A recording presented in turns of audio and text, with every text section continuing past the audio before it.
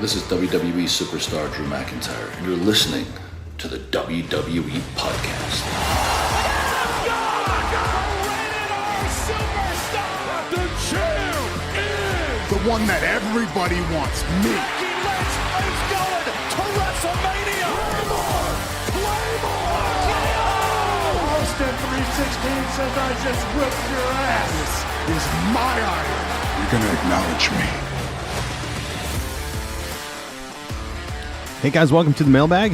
It's Friday, the 22nd day of November, 2024. Let's get into your emails and questions. Before I do, I want to let you guys know about our promotion. Brand new promotion over on Patreon, patreon.com/WWE podcast. I've got a promotion for 25% off any monthly or annual membership. So not just annual this time. I know the previous promotion I ran was just annual, and that has expired. And now we are running a 25% off subscription to annual and or monthly memberships. And you do need to be a new member. Now, if you want to buck the system, what you do, if you're an existing member, I'm telling you this way, I'm an idiot apparently because I'm going to lose money, but I'm going to tell you anyway. You simply cancel your subscription to Patreon and then re-sign up.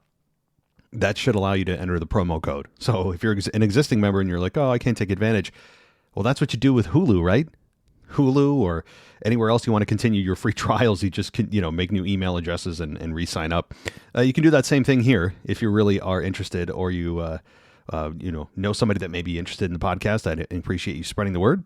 And the code for that 25% off is WarGames. That is the name of the game.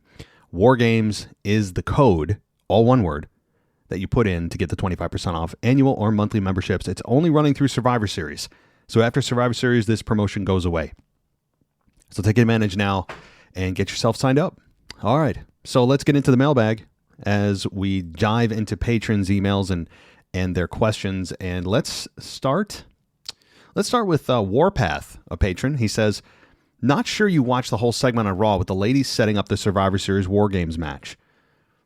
Jade Cargill was not the only one wearing high heel footwear. 6 of the 10 ladies in the ring were wearing high heel shoes, and Bianca had stripper boots with the very high and thin heels, and that did not seem to stop them all from hitting each other, and Team Rhea throwing all the team members of Liv out of the ring. This included Jade removing Raquel from the ring. I'm also growing tired of the Jade Bianca team. Their mean girl gimmick is annoying. I like their in-ring work. I think that they work well together. Jade has improved, not leaps and bounds, but she has improved in the ring. Both ladies are being held back. Jade needs to have some meaningful singles matches to improve her further, and Bianca needs to challenge for some titles. Jade is not ready for that yet. Like you said, sink or swim with some singles matches. I believe she will meet that challenge. So first about the heels. Maybe I am just simply so focused on Jade and her. I'm so tired of her that I singled her out. So that is fair. That's a fair criticism, Warpath. I appreciate that. It just also fits so much. It's very apropos with how Jade has gone thus far, though. So that's probably why I singled her out with the heels. And Bianca, as I went back, I looked. You're right. I mean, I don't understand why heels are worn, especially if you're in competition. I understand that you can take minimal maneuvers in those heels, but it's still a risk. You could roll your ankle easily. It doesn't make a lot of sense also if you're a competitor, an athlete, and you're in the ring and you're wearing fashion show attire. It doesn't make any sense. But so that's fair. Now, you're growing tired of the Jade Bianca team. I don't need to rehash this 100 times. I won't. But I will comment on your assessment that Jade has improved. Agreed. But she improved and then she just plateaued.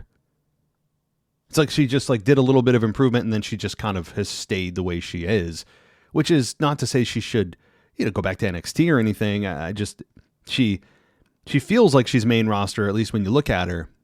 But we haven't yet. Have we seen a singles match from Jade yet? Or if we have, has it been more than 2 minutes without being interrupted or having a no contest or something like that? I don't know if we have. Jade Cargill's been with the company nearly 2 years? And she has yet to have a singles match? Let me actually see. When did Jade Cargill sign with WWE? Let me get the date of this here. So September of 2023, she signed with WWE. All right, so a little over a year. It feels like it's been longer. So she's a little over, a year and change. And we have yet to see her in a massive singles, and it really not even massive, just some kind of significant singles match, singles program.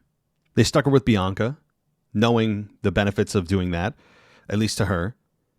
And it's sink or swim time. There's no other way to put it. No other way to put it. Sink or swim. Let's go. I'm tired of Bianca being buried. And that's not to say I want Bianca back with her mean girl skipping to the ring gimmick. So I want to clarify that. As much as I prop up Bianca on this show, and I do, and I'm a massive fan of hers, and just in awe of how good she is and smooth she is in the ring, and her promos are often good. Sometimes they're a little hokey, but a lot of times they're good. Sometimes very good. I want to see her as a heel. I would love to see Bianca as a heel. I stand by that. I was pushing for it before she teamed with Jade, and I stand by it. I still want Bianca as a heel. I don't think they'll do it right away, but I do want to see it. All right. I fear that WWE will just keep doing the same old thing with the women. Create tag teams and factions and say how many women we put out every week. There's a lot of wasted talent in the women's division. That is a shame because there's a ton of great talent there. Glad to see Rhea Ripley back sooner than expected and hope to see Charlotte Flair back soon.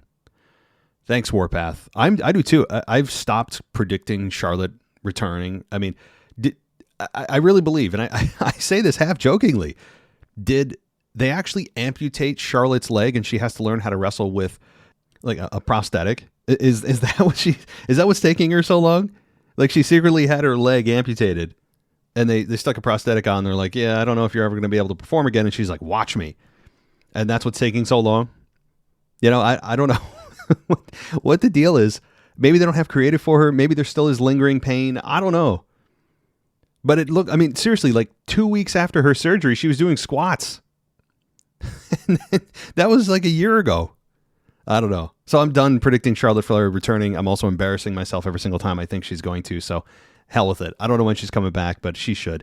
And I have concern about the women's division as a whole. I just have default concern because of how, yeah, sure, they may be adding titles. The thing is, they're doing like superficial things to make it look like they are really honing in on the women's division. They're adding a new title. The last couple of weeks, they had the women main event, Raw and SmackDown. And that's fine, but I think it's a lot of... as I said before, it's a lot of optics. It's a lot of, hey, we introduced a new U.S. title.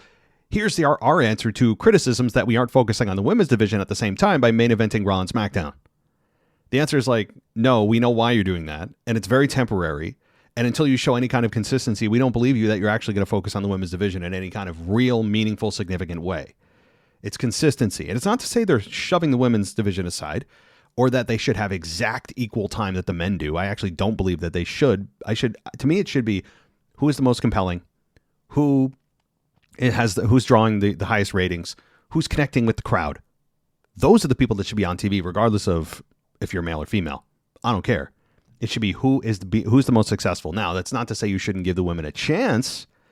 The idea that you shouldn't give women an opportunity consistently to show that they can actually be compelling, and that creative should actually spend a lot of time thinking about who could be the next, Becky Lynch, so to speak, or who could reach that level of success. So behind the scenes, Triple H and company should really have a team set aside for the women's division and maybe do some things off camera that they see and have people cut promos or do some stuff in NXT or wherever and, see who may be able to be elevated in the women's division, not necessarily on camera if they're that worried about taking a risk there. I don't know. I mean, the idea that though they are not getting equal time is true, but to me, equal time doesn't mean 50-50. It should mean based on merit, who should be there. And yeah, there are a lot of women that are not getting time that I think they should, but it should be who is the best. And that's who gets on camera. That's it. Now, again, you need to build new stars, but you also need to have a leap of faith. If you're WWE, you need to put the stars on TV. They're the ones that draw the ratings, as I just said, but you also need to, at the same time, develop new stars, which doesn't draw ratings. So that's the other side of the coin is, okay, yeah, sure, but then how do you grow new talent? You have to grow new talent by putting new stars on TV. and hoping that the crowd reacts to them and connects with them. So it's not an easy process. I'm not saying this is easy. I'm not saying I have some kind of magical formula. It's not a magical formula. It's simply just a consistent focus on the women's division that we have not seen, or at least it hasn't manifested itself in the last few years, especially in the tag team division. It's just been, for the most part, an embarrassment for the women. How many years have we gone with the women's? I shouldn't say years. I would say if someone could calculate the number of months that we had a tag team that were the champions, right? You had a women's tag team title. You had one team that was unopposed in the division, right? How many times did you have that tag team that were the tag team champions in a division that actually had no other competition? So they're the champions by default.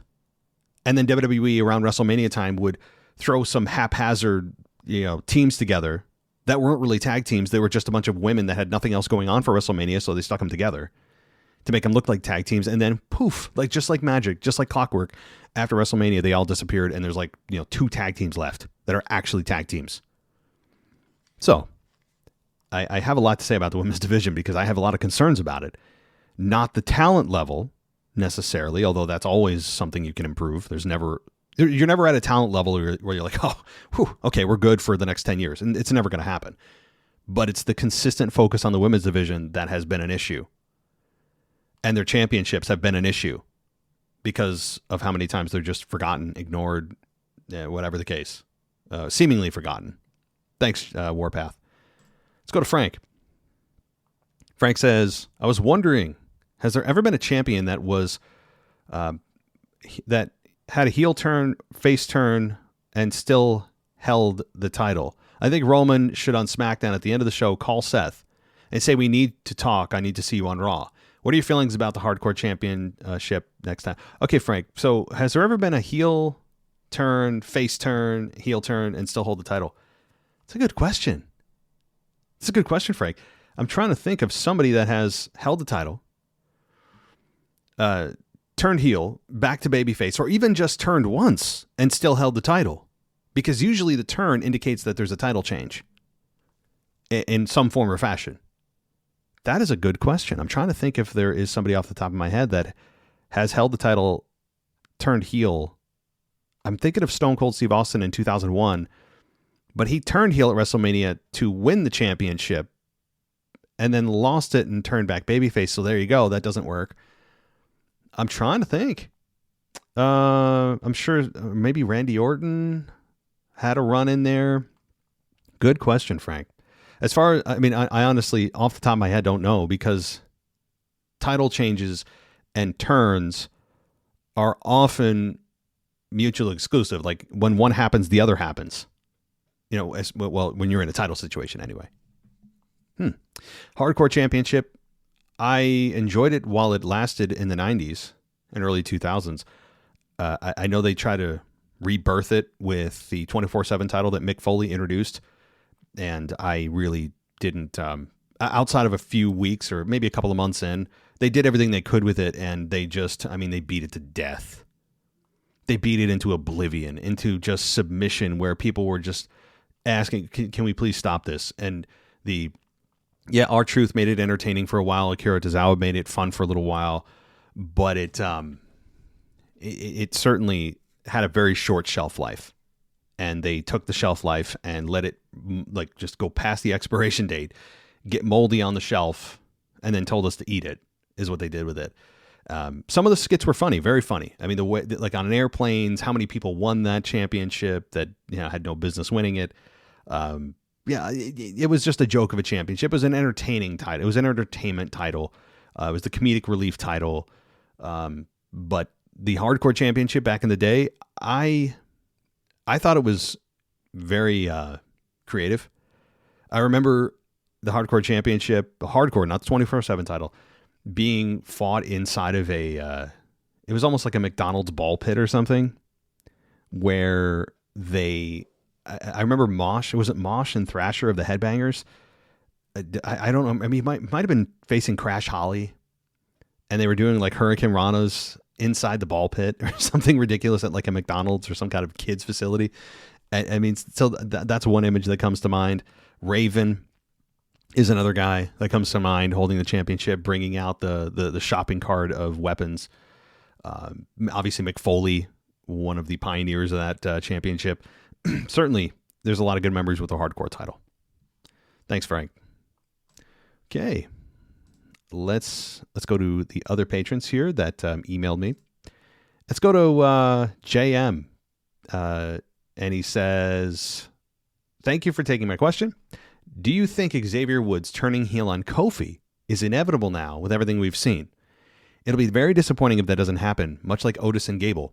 When can we finally expect a heel turn from Xavier? Hopefully not in 10 years.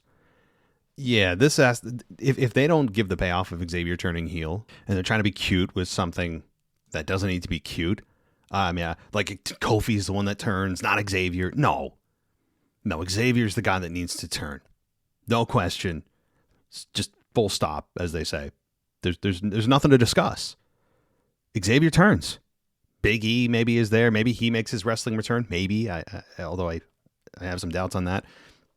When does it happen? Well, the 10-year anniversary is like November 28th. I think it's like less than a week. It doesn't fall nicely with any of the shows, any of like the live events like SmackDown or Raw or Survivor Series. But they could do a 10-year celebration at Survivor Series.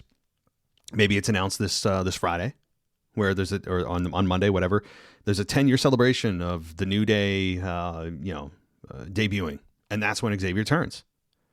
It's a perfect setup. There's no need to be cute on this. Predictability in this case is logical. It's the right choice. So, and it really makes me wonder what they could push Xavier into doing beyond the Kofi Kingston initial program that they'll work together for a couple of months. What does Xavier do beyond that? What are the plans beyond that? See, that's the key. It's not just Xavier turning for turn's sake because the New Day were burned out about 8 years ago, which is true, and that he can have good matches with Kofi. Absolutely. And it shows a new side of Xavier that we all know is there. Yes. More importantly, what is the long-term plan for Xavier? The long-term plan is what they should be focusing on. It's not just turn and, oh, cool, here we finally did it. New Day turned. It's got to be, what's the actual end goal here with Xavier? At least what's not his entire career, but what's the next 6 months look like for his career? See, that's what you do when you make a turn. It's not just to shock people and awe people. It's what's the at least the general outline. They got to have one beyond the initial program with Kofi. All right. Thank you. Let's go to DJ. And he says, how about that? Shinsuke Nakamura is back on TV. I almost forgot he was drafted to SmackDown several months ago, and now that he's back, this could possibly start a feud between him and LA Knight. LA Knight, who has been the United States champion for over 100 days since winning it from Logan Paul at SummerSlam, in my opinion, has had an okay title reign. But to me, he hasn't been challenged enough in defending the championship against guys like Santos, Carmelo Hayes, Kaiser, Andrade, and mostly Berto. Shinsuke could pose a possible threat to dethrone LA Knight, but most likely will retain. Knight will retain.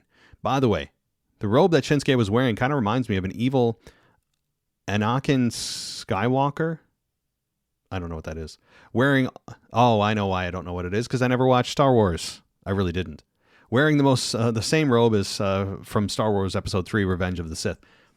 I've never seen any Star Wars movie ever. How about that? That's something to brag about, right? I never have. I've seen like clips and parts, and I might have watched like 40 minutes of one movie. I don't even know which one it was. I don't have any interest in it. It doesn't grab me. It's too long. It's like Lord of the Rings for me, which you'd think I'd be into, given that I do enjoy Harry Potter a lot, because it's kind of a parallel story in a way. It's similar in a lot of the fantasy elements of Harry Potter. But I cannot get through Lord of the Rings. Every single time I try to watch even the first movie, I fall asleep like an hour in. I'm just like, this is not, the pacing, I guess, is too slow, too much story building, which for somebody that enjoys story building, it's kind of a bit of a contradiction here. But I have not gotten into Star Wars. I think I told you guys before, I have not seen any of the Rocky movies, although I've seen the famous clips. I know what they are. I know enough to be dangerous where if you don't dig into what I know about Rocky, I could probably fool you that I've seen it, because everyone just assumes that everyone has seen it. So no one's going to be like, wait a minute, have you even watched them? No one says that. because everybody assumes that just if you're a breathing human being, you've seen the Rocky movies, and I have seen 0 of them. I've seen the famous moments. I know the famous quotes, and that's enough to get me by. That's it. Same with Star Wars. Like, I know Princess Leia. I know, like, R2-D2. I know the big characters, but if you ask me to dig into what the storyline is and be like, hey, Matt, why don't you just sit down? I won't interrupt you. Just go ahead and explain the storyline for Star Wars. That's how you get me. When you ask me for detail, that's how you know I haven't seen jack. That's when I would just come clean and be like, look, bro, never seen it. Same with Rocky. I'm trying to think of some other ones that are embarrassing. Godfather, never seen any of those. I know, again, some of the famous lines, enough to fool you, but I have no idea about any of the storylines. I know that most people agree that Godfather 3 is the best one out of the series. That's it. So I'm trying to think of some other just really... I've never seen any of the John Wick either. People talk about John Wick with Keanu Reeves. Never seen any of those, although I do want to. This is probably a topic for After Dark, but I've never... There's some movie series that you guys are probably like, are you kidding me? But I also don't have a drive or a want to see them. So there's that too. It's not like I couldn't if I really wanted to. I don't even have the drive to watch them. I don't feel the need. But anyway, this is getting worse by the second for me, isn't it? All right. So far, there are 3 matches scheduled for Survivor Series WarGames. 2 WarGames matches and 1 championship match. I would assume that this Friday on SmackDown, a second championship for WarGames of Cody versus KO for the undisputed WWE title is going to be announced. However, I would like to see the tag team championships from SmackDown get defended at Survivor Series. And wait for it, another good old-fashioned triple threat of the Motor City Machine Guns, DIY, and the Street Profits. In my opinion, SmackDown's tag team division has been showcased well on a consistent basis. However, on Monday Night Raw, the World Tag Team Champions of Balor and JD have only had 1 title defense in their current 150-plus day reign as champions. I will say this again, just like I said it last week about the Women's United States title. What's the point of having additional titles in WWE and there isn't any consistency with the booking whatsoever of whoever the champion is? That is so true. And actually, while I complain about triple threat matches, and I stand by it, it's not that there's never a scenario that I would want to manifest for a triple threat. Triple threats, I wouldn't swear off. It's just the overuse of them when it's clear that a singles match is a better option. And when they're overused, people just get numb to them, and it actually is not as good for a story when you have multiple parties instead of just 2 parties. When I say multiple, I mean 3 or more parties involved, because then the story gets muddied and you have kind of a cowardly booking way to have the champion lose the belt without having to be pinned or submitted. And that's all true, but it's been overused so many times. However, in this case, with the tag team championships on the line, I would actually advocate for a triple threat in this scenario because, number one, the talent of these 3 teams is at a premium, right? These 3 teams are exceptionally good. You know what kind of match you're going to get. And so from a wrestling perspective, the fast-paced nature of this match would, I think, and the excitement of this match would warrant it. And it would also allow all teams to get exposure because they're not going to have more than 1 tag team match at this PLE. There's no chance in terms of, the SmackDown side of the tag teams. So, yeah, put them all in one. Give them some exposure. And the Raw side of things, yeah, I just... There's the consistency. I cannot. This is the concern. And that's a concern that it's really across the board. If you don't have consistency in any of the championships, I don't care if they're the loathed women's tag team titles or the often forgotten even men's side of the tag team divisions, tag team titles, you can be the top belts. But if you don't have consistency, it shows a lack of respect for those championships. And I guess by default, by association, the talent themselves who are carrying them, because the WWE doesn't feel that they are important enough at that time to put on TV. That's what they're saying. They could deny it, but it's true. Now, you can't showcase everyone all the time, and people need to take time off, and there's cycles of exposure, and you're not going to get the top card all the time. No one does. You're not always going to get TV time all the time. No one does. But it's at least there's no consistent pattern, right? Where it's, oh, okay, well, they were on TV for the last month. We know the next couple of weeks they're probably going to take time off and then they'll come back. No, it's all willy-nilly, especially with the tag team sides of things, with the women and the men, where it's, oh yeah, that's right. They haven't defended them. Like you said, DJ, in 150 days, like, wow, that's right. That's embarrassing. You know, they haven't done that. And it's, then they'll defend them and then they'll go back into hiding for 2 months where you forget their tag team titles. They're tag team champions. There's no consistency. And that's a problem. Finally, I will close off this email by saying, what's the point of adding a fifth member to WarGames Bloodline versus Bloodline match if Cody and The Rock are not involved? It was best if creative just booked the 4-on-4 Bloodline, and don't get me started about this year's WarGames for women, in which Rhea, in my opinion, is not a big deal in this scenario, in which the focus now seems to be on Liv and Bianca. But let me stop here before I rant again. All right, DJ, see you on the Discord chat. So the fifth member, as I've said, here's how I envision the fifth member. The purpose of it is a multifold reasoning, because I have been on the side of no need as well. I have been on the side of you don't need 5 just for 5. You can do 4. The 4 is fine. The match type should not stipulate who or how many people are involved. Like, the match type is not what's driving it. It should be the programs that are going on that drive what the match is and how many people are involved. And they're seemingly doing it backwards here. So here's again, a multifaceted reasoning for it that I'm giving it. And again, I've been against Seth doing this because it would go back on his word, undermine his character. But I think I fleshed this out a little bit on my Raw review. The reason that I can come up with reasons, number one, and least important, is that it's Survivor Series tradition to have 5-on-5. Yes, the Survivor Series WarGames match is a relatively new concept in the main roster anyway, and it has been traditionally a 5-on-5 elimination match for the men and the women in years past. It was then, about brand supremacy, which was ridiculous, and prior to that, it actually had some meaning. Where remember, Team Cena versus Team Cena against the Authority. I remember Austin and Bischoff. There was actually real reasons to have 5-on-5 and recruit a team. And I think the second point here is, even more important, is you have Bronson Reed and Seth Rollins as a side story to the Bloodline. Now, the Bloodline story doesn't need a side story. It is more than enough on its own. But at least instead of giving the Seth Rollins, Bronson Reed a 1-on-1, which I totally would have been fine with, they get to be able to have kind of a quasi-cage match against each other. They get to battle inside the cage, inside WarGames. And that does up the ante with this program that does warrant a cage match at this point. So having these two battle is fun. Having Seth Rollins be able to, toss it up with Solo and his crew is different, at least for Seth at this point. And Bronson gets a ton of exposure in this match, and he's been on fire. And Bronson Reed is ascending very quickly, and I'm excited for him. So there is that. Third, and I think most importantly, the purpose of this, of Seth Rollins being involved in this match. This is my maybe wish casting, fantasy booking, but the stars and puzzle pieces seem to be kind of aligning or, kind of clicking into place here.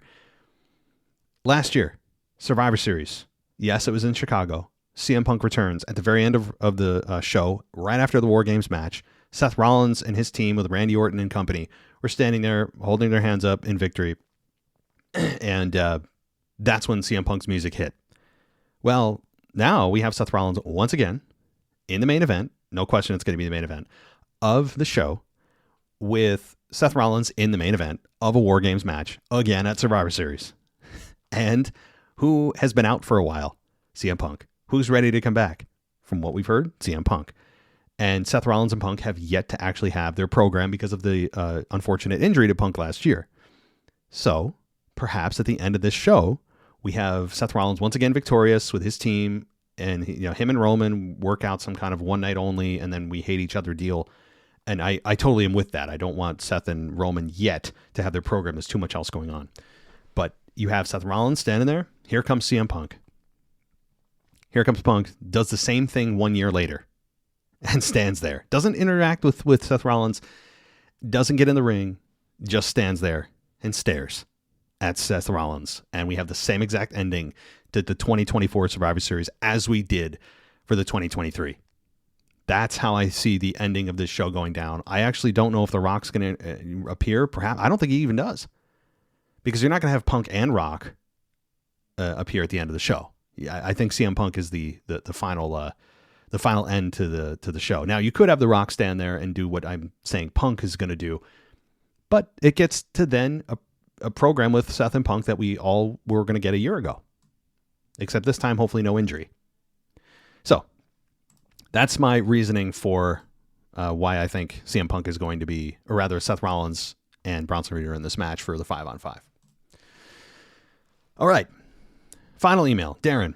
He says, "Hey, WWE Podcast family, I felt the same way as you about the women's title, U.S. women's title. Don't think they're ready for it, but it's here, so we can't stop it now. So I've decided to cautiously be optimistic and give it a chance and hope they prove us wrong. Have we heard if there will be a Women's Intercontinental Championship too? I think Zelina Vega would be a perfect mid-card champion if they manage it well, but she's on Raw. Well, I've been advocating for Zelina Vega to be women's champion for years. I know that she is the smallest. I mean, she might be the smallest woman on the roster. She is a tiny woman in comparison, of course, to the athletes on the roster. And so I think there's the size difference. But I've always been a big fan. Her in-ring has improved drastically, and we can't forget that. But I've always really been gravitated to her personality, how authentic she feels on promos, how she delivers the words on the mic. She's been very captivating in a way that I don't think people really either realize or talk about enough. Not that she's been able to cut 10-minute or even 8-minute, 9-minute awesome promos. She just, when she does speak, you notice it, you pay attention. You pay attention because she's got that magnetic X factor about her when she speaks. You just listen, and she speaks confidently. And I don't think people give her enough credit for how good she is on promos. So that to me is really what is a telltale sign that they're missing out here.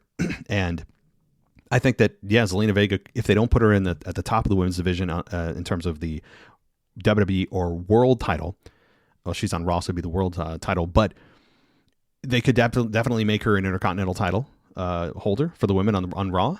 I would imagine, though, that here's the thing. I haven't dug too deep into whether or not the U.S. title is exclusive to SmackDown. I would think that it is, given that there's a brand split, and at times they remember that they have a brand split. And if that's true, then you got to have a counterpart on Raw. And if they do, maybe they announce that at Survivor Series there's going to be a battle royal of some sort, or I don't know, some kind of qualifier to start a tournament, or somebody will be crowned the Intercontinental Champion at Survivor Series. Just a thought. It is last second, but if the U.S. title is exclusive to SmackDown, see, that's the key. If it is exclusive to SmackDown, you got to have a counterpart on Raw for the women. And Zelina would be a perfect candidate. I agree. All right. So let's get to, I think, a couple of voicemails that we have here, and then we'll be good to go. So I think our first voicemail is from Alex, the French guy. So let's take a listen. Alex, the French guy here, current European champion. I hope this message is going through, but I'm sending it a little bit late. I wanted to continue the discussion about character development and why a character in the WWE or in wrestling is working or not. I made the statement last week about Karrion Kross, and I hope he can nail the heel persona, because most of the characters in WWE history, the most successful ones, are the ones that are a little bit of themselves. What I mean by that, Daniel Bryan, like the underdog story, had a pinnacle because Daniel Bryan is like that. I heard the story about Daniel Bryan when he entered the WWE, when they entered the psychological test. He was one of the guys that didn't want anything to do with the fame or something like this. He just wanted to be successful in the wrestling business. Humble guy, underdog type. Same with Sami Zayn, entering in the bloodline. Underdog type, maybe not sure about himself. I could see the interview. Also, I saw the interview about Stone Cold, the Stone Cold podcast. He is just like that. Sami Zayn character is just like that in real life as well. Undertaker, legit badass in the real life. That's the same. John Cena, a little bit like respectful and everything. He's like that. In real life, we can see that. Roman Reigns, same in the real life. He's not the babyface type. He is like more of the pride one, the one that wants to be classy and everything. Cody Rhodes, not working because he is the heel type. He is sure of himself. He is sure of his capability. I heard him say things that, a heel type could say in an interview, like Randy Orton, a little bit despicable in some of his career and made one of the best characters in his history. What I mean by that, if you incorporate yourself in your character, it can and it will make a great character. Bye, guys.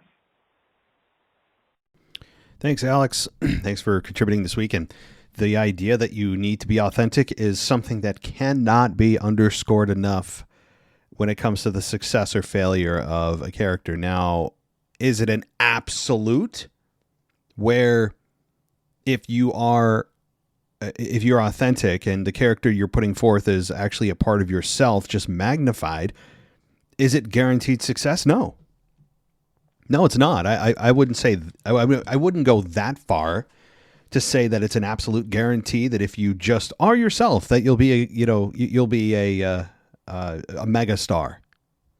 It's not guaranteed, but at least the fans won't feel that they're being cheated. That they won't feel that you're playing a character. That's the difference. You're not guaranteed to be successful, but at least the fans will feel that you're not phony. There's nothing worse than feeling like a character is being played rather than actually that person being that character. When it feels like you're not that person, it's an immediate turn off. And I feel like sometimes we get characters like that nowadays, and I know we do, because when we hear promos that are ultra scripted and you feel it, and there's no other way to put it, and it's not great television. And when it comes to character development, there's nothing more engaging than a character that is believable, that is relatable, and it is authentic. Those are such important key factors, and you can still have all three and not be successful, but your chances of success go up dramatically when you have those elements to the character. So I totally agree with that, but thanks, and talk to you next week, and let's get to the next voicemail. Hey, it's Kyle from Baltimore. So I wanted to talk about this situation about Rollins potentially being inside WarGames. I don't think it's going to happen. And the reason is because if you think back to what happened back in June with CM Punk and Paul Heyman, they had a interaction, and they said that Heyman was, you remember how Heyman was all stressed out and told Punk that he needs his help. He's willing to, I think he will be willing to team with Roman Reigns. Thus, that would lead to them doing a match between Rollins and Punk, beyond the fact that Rollins does a light Punk. That has to be more reason why Punk and Rollins will beat each other at WrestleMania. So I think it's going to be CM Punk going to join Roman Reigns, because why would Seth join Roman Reigns? He constantly keeps saying no, and I know he got screwed because of Bronson Reed, by Solo, I should say. But he got distracted. Solo didn't really do anything. Rollins got himself distracted. So really, it was Rollins' fault that he got himself distracted. But my point is that Seth should not be in WarGames. It'd probably be CM Punk. Thus, it will lead to their match at WrestleMania, because Punk was in the match and not Seth. So I think that's what the direction is. I don't think it'll be Seth. It'll make no sense, and it makes less sense for Reed to be in it. It makes sense for Rollins to be in it. But if Punk is in it, it would elevate the feud between Punk and Rollins more heading into WrestleMania. So I think that's what's going to happen when Paul Heyman may return, whether the night before or the night of Survivor Series. So that's just my thought. I think I think Punk may come back, and I think that's what will end up happening, and it won't be Seth, it'll be Punk. So that's my thing. So, but that's what they still call. Bye. Well, CM Punk certainly would add star power, Kyle. No doubt about it. He'd add star power. He'd add interest and intrigue. The feeling, though, is my concern with your proposal. CM Punk has even less to do with this program than Seth Rollins does. And that's saying something. Because I laid out 3 points earlier in the show as to why, if Seth Rollins is truly going to be the fifth and final person, of why they would do it with those 3 reasons. And having CM Punk would be even fewer reasons for me. You could get to Rollins and Punk the way that I proposed. Not that I'm saying it in a kind of a condescending way. I don't mean it that way. But the way I proposed it earlier, you could still get to Seth and Punk. And that's clearly where they're going to go. I mean, Seth and Punk is the program. It's not Seth and Roman yet. It's not CM Punk and Roman yet. We'll get to those probably, when we get to 2025 or beyond WrestleMania 20, or WrestleMania 41 rather. We'll get to those programs. It is about Seth versus Punk. Where does Drew McIntyre fit in? I know that's not a name we're really talking about, but I don't think he has anything to do with this program yet either. So, my thought, though, is Punk in here makes even less sense. Why is he teaming up? Is it because, like you said, Paul Heyman and CM Punk are close? But, what's in it for Punk in this? He can't recruit Brock Lesnar? Brock Lesnar is actually, to me, Brock Lesnar actually makes more sense than Punk does. Punk makes the least amount of sense to enter this match, even though he does have a tie to Paul Heyman and their friends and all that. Brock Lesnar's a guy that just does stuff and they don't explain it. At least the precedent has been set for Brock where he just does stuff. Like he attacked Cody last year. Or was it the year before? It's been a while. He attacked Cody. We still never got an explanation. I won't let that go because it's inexcusable that for basic storytelling, you don't give a reason why somebody does something, especially at this magnitude. But with Brock Lesnar, he just does stuff and they don't explain it. So sure, have him come in. The tie is Paul Heyman, and he is, he's doing this out of retribution for Paul. Fine. Sounds great. That to me, that's more exciting than Punk. Punk in this match does not excite me. It just doesn't. Sorry. Punk and Rollins does.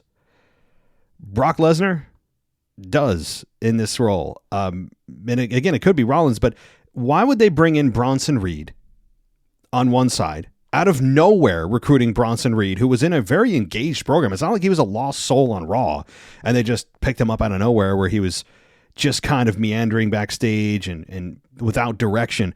He had a great program going on with Braun Strowman and then Seth Rollins, and he's been on the rise big time. No need to bring him in, but they did. Why would you have Bronson Reed do this on one side, have the Bloodline 2.0 recruit him, and then not counter it with a Seth Rollins recruit on the other side? It just, if that's the direction they're going to go with Bronson Reed, why would you not have Seth be the counterpart on the OG Bloodline side? Yes, he said he wasn't going to come in to be the fifth member. He once again rejected it this week. But I think that's all the more reason why he will finally come around. And they made steps towards that this week with Solo distracting him. And yeah, he just distracted him, but still, the idea was to place the brunt of the reason Seth lost at the feet of Solo Sikoa. That will anger Seth more and maybe convince him to just for one night only put his differences aside and team with the OG Bloodline.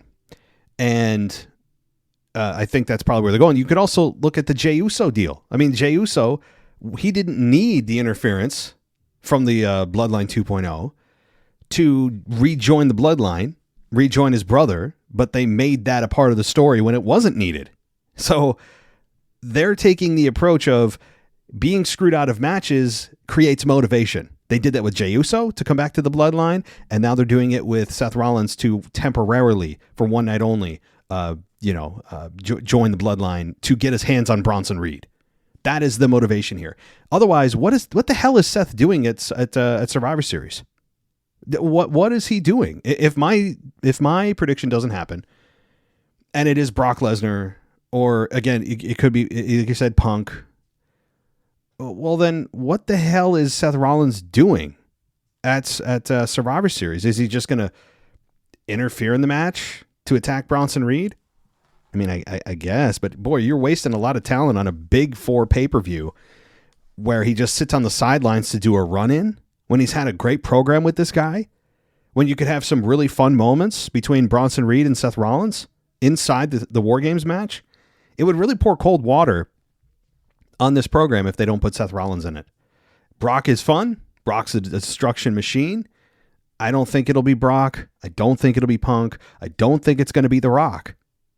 Rock may show up at the end, but it's going to be, I think, Seth Rollins. So, all right. Well, again, I could be totally wrong, but he just makes the most logical sense.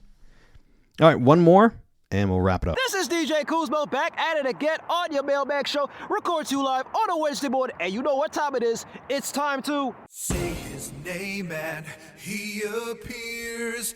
I believe in Joe Hendry. I believe in Joe Hendry. That's right, folks. Joe Hendry is his name. As I take it to my 19th episode of the Joe Hendry Report, coming to you live once again from an undisclosed location. I must mention before we start the show that all roads lead to Winston-Salem, North Carolina. Next week, Friday, Black Friday, the Friday after Thanksgiving, we are going to have another TNA pay-per-view event in TNA Turning Point.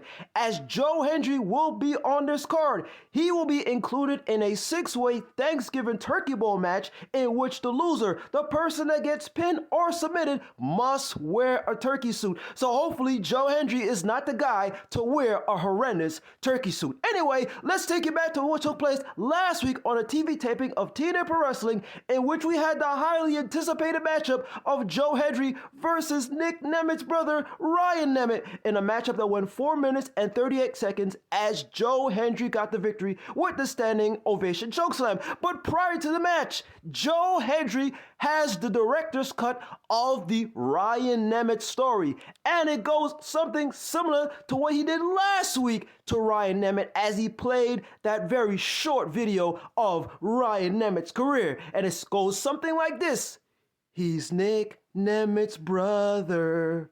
The end. As the crowd is chanting one more time, to the absolute dismay of Ryan Nemeth, who had to watch that. Anyway, Joe Hendry tells the production people to play the video again a second time. We get the same result as Ryan Nemeth is so pissed off, so he goes on and starts attacking Joe Hendry as we start off the match. And like I mentioned, Joe Hendry gets the victory in 4 minutes and 38 seconds. Can you believe this? 4 minutes and 38 seconds, Joe Hendry gets the victory as, I guess you could say, this Ryan Nemeth and Joe Hendry feud continues. Now we fast forward to the main event as Nick Nemeth, Ryan Nemeth's older brother, had a matchup against Brian Myers from the System. Here comes Alicia as she came to interfere as Joe Hendry was at the commentating table. Joe Hendry had enough of the shenanigans, so he came to take Alicia out so that we could have a fair matchup between Nick Nemeth and Brian Myers of the System. But then all of a sudden, as soon as Eddie Edwards was trying to come in, here comes Joe Hendry as he has a kendo stick. He comes with the kendo stick after the match where Nick Nemeth defeats Brian Myers. Here comes Joe Hendry with the kendo stick to attack Eddie Edwards, then to attack Brian Myers, but then he almost attacks Nick Nemeth as they both have this kind of awkward standoff. I don't know what's that all about, and this could this be a foreshadowing of a possibility of a rematch between Nick Nemeth and Joe Hendry for the TNA World Heavyweight Championship? Let's see. But anyway, always remember, folks, to believe, say his name, remember the words that Joe Hendry says: anytime, any place, and any show. 231 pounds of pure motivation, folks. And always remember to do this. Wave your hands from side to side and say, oh, I believe in Joe Hendry. Joe Hendry is so prestigious. Once again, this is your guy, DJ Kuzmo. Have a blessed week. Be kind to one another. Stay safe, my friends. Believe and peace. All right, Nick Nemeth, i.e. Dolph Ziggler for the WWE fans, and Joe Hendry locking it up, locking horns, and it's good to hear what he's doing over there. Seems as if he's kind of fallen off the WWE, general WWE fans' mind, And that's okay. That's okay. I think that, there is a time to hone your craft, a time to understand who and what you are, and to go other places and to see what you can do and not have the pressure of WWE on you. And you're working with one of the world-class talent in Dolph Ziggler, Nick Nemeth. And it's going to be, again, a good time for Nick Nemeth and, or rather, Joe Hendry to kind of hone himself before, I mean, presumably he's eyeing the big time main roster. And so it's going to be fun to watch, and cool that you're bringing us along for the ride, DJ, for the development of Joe Hendry. So thank you so much to all the callers, all the emailers. Again, if you guys want the promotion for Patreon, it starts today. You can use the code WarGames, and it gets you 25% off any new membership for any tier of NXT Plus and above. You can get a 50% or 25% off of any monthly or annual subscription if you're new. Now, again, if you're an existing member, I don't think it'll work. You can give it a try to upgrade with a code using WarGames, but I'm pretty sure that Patreon only allows new members. So if you want to really save some money, again, maybe just create a new account or something and a new email. So, all right. Thanks, everybody, for listening. I'll be back on Sunday with your weekend review. And in between there, you'll hear Amanda from the UK cover SmackDown tomorrow. And until then, guys, take care and talk to you next time. Thanks for listening to the WWE Podcast. Don't forget to subscribe on your favorite podcast app so you don't miss a show, or head to WWEpodcast.com. And for all of these shows ad-free, head over to patreon.com/WWE Podcast. Until then, we'll see you next time.